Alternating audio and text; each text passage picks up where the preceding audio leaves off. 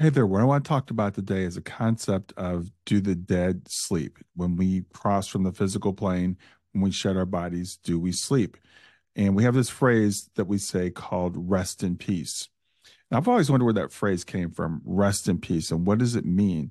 Well, I think it comes from the idea that when we leave our physical body, that we rest, we lie in the grave, if you want to say it that way, waiting for some future event, maybe some resurrection event that could be a mass event, like, for example, when Jesus returned, which Paul talks about. So let's talk about the history of what we think about the afterlife. Well, from a Christian perspective, in the Old Testament, the Jews used a word called Sheol. And Sheol was a kind of a nondescript place. It was kind of a gray, cloudy kind of place where the spirits didn't really know much. And people, it was a place where everybody went, by the way. It was the good and the bad went to Sheol. But the Jews didn't really think much about the afterlife, and as I mean, they didn't put a lot of emphasis in it. They were more emphasis on living in this life, and even to this day, you'll hear a lot of Jews say we don't believe in heaven necessarily because we just don't put emphasis on that. It's like let the next world take care of itself. Now we come to the New Testament and people start talking more about the afterlife, and we hear things like Paul talks about resurrection and waiting for Jesus to return.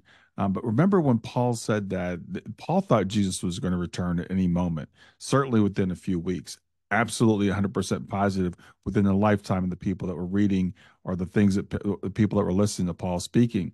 So this idea of the dead sleeping was, this was going to be like a short nap until Jesus returned in just a little while.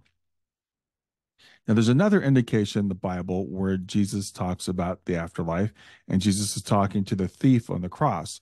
And the one thief, he says to him, "Today you'll be with me in paradise." Now, I think it's interesting that Jesus used the word today. Jesus wasn't saying you're going to have to wait for some long, long, far off future event.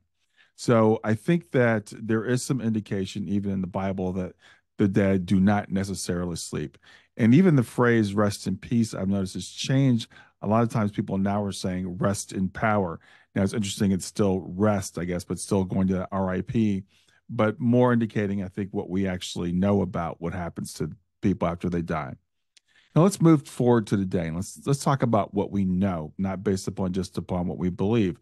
Let's talk about near death experiences.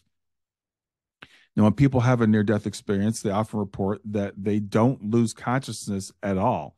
If they go from being alive here to being alive there, there is no, it's a continuous thing. It's like I was just there. I was here and then I was there, is what we often hear reported. So that's one report we get. But there are some indications that there might be some periods of rest. And so I like to not go to extremes. I want to look at all the evidence. And there is evidence that people might go to rest. So, for example, in the movie No Solar, which is written or comes from a book by a guy named Chico Javier, who was a South American mystic who writes a lot about the afterlife. There's this idea of a like a hospital that when we cross over, depending on the life we have, we might have some time where we are in like a rehab. And it's really interesting to me because John Davis and his near-death experience, which is I've recorded the video, it's on my YouTube channel and on my podcast. John talks about being a nurse in heaven. And I've heard so many people make the comment, why would we need nurses in heaven when there's no sickness and there's no illness? Well, I was just reading a report this morning from a medium talking to a guy who had died in World War One. And this guy did indicate he had a period of sleep. He doesn't know how long it is because time is either different or non-existent on the other side. But he did sleep, and he found himself waking up in a hospital-like setting, and he reports doctors.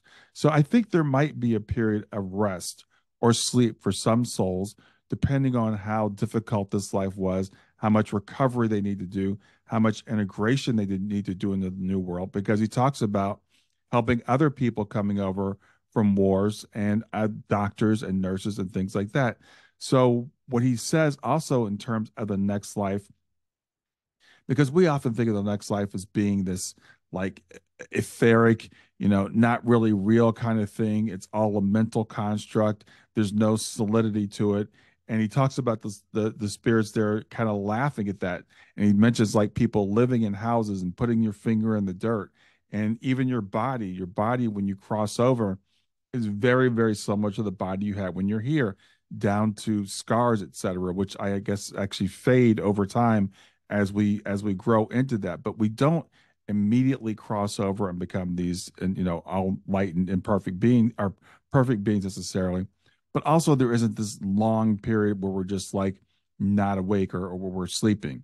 So this concept of rest and rehabilitation, actually, I have a friend whose son had taken his life, and a medium talked about the fact that he was kind of in a boot camp after he crossed over. So we get these indications of some sort of rehabilitation, some sort of period of integration, et cetera.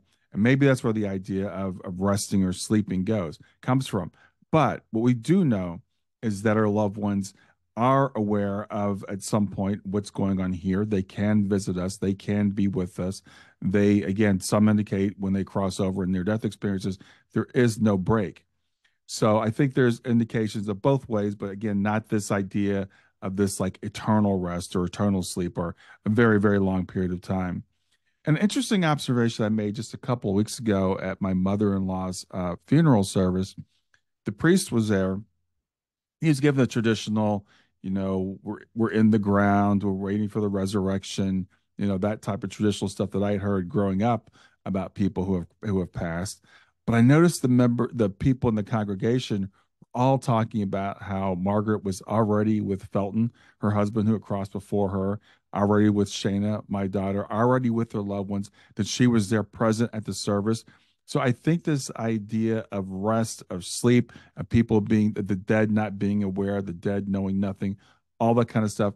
I think that idea is kind of fading out of our collective psyches, and we're starting to realize, or collective psyche, I should say, and we're starting to realize that the dead don't know nothing.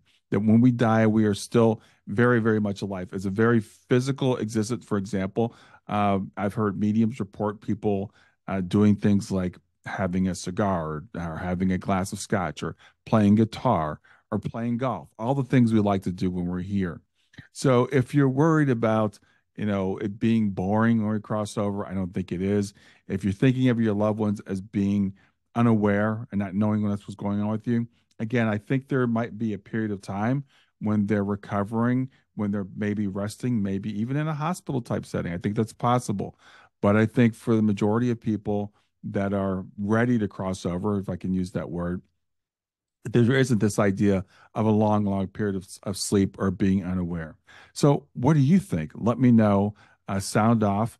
If you are not a member of our Grief to Growth community, join us there, grieftogrowth.com/community. Join us, find this podcast, and let's talk about it. Have a great day.